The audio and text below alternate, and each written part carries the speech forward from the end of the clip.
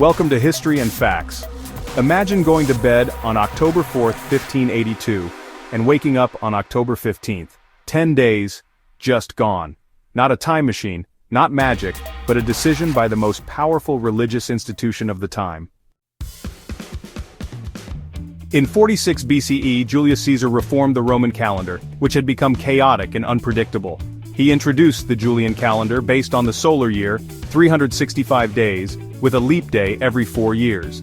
This was a huge improvement over previous systems, aligning the civil year more closely with the solar cycle.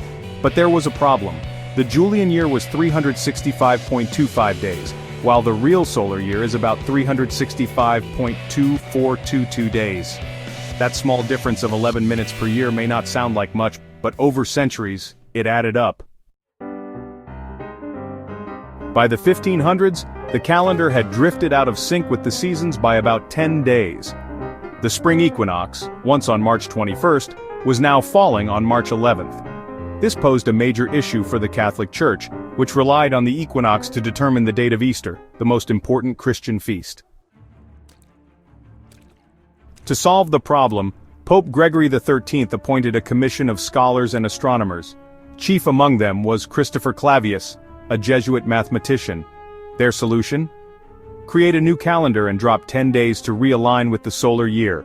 Thus, in Italy, Spain, Portugal, and Poland, October 4th, 1582, was immediately followed by October 15th, 1582.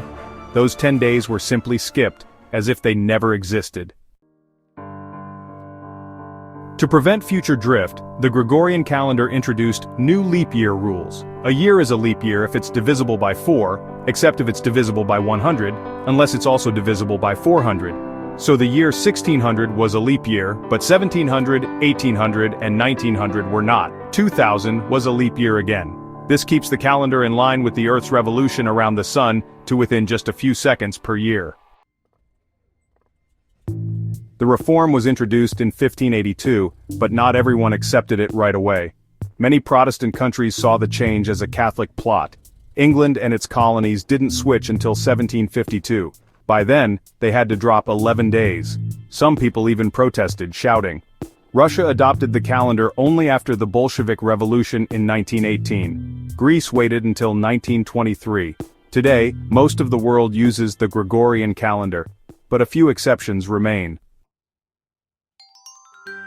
One of the most fascinating calendar systems still in use today is the Ethiopian calendar. Ethiopia never adopted the Gregorian reform, and continues to use a calendar based on ancient Egyptian and Julian traditions. Here are some facts about the Ethiopian calendar. First, it's about 7 to 8 years behind the Gregorian calendar.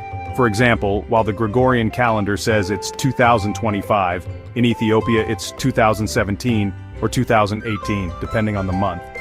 Second, it has 13 months, 12 months of 30 days, and a 13th month called Pagum, with 5 or 6 days in leap years.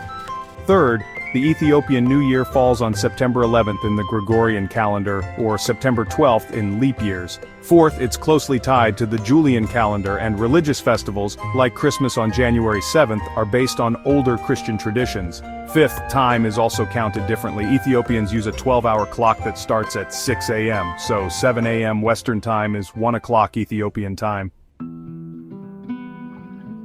The Ethiopian calendar is more than just a system of dates. It's a reflection of a distinct cultural and spiritual identity that has endured for millennia. From Caesar's reforms to the Pope's decree, from skipped days to leap years, the story of our calendar is one of science, religion, culture, and politics all intertwined. So next time you check the date, remember, behind every number is a long human journey, across time, continents, and calendars.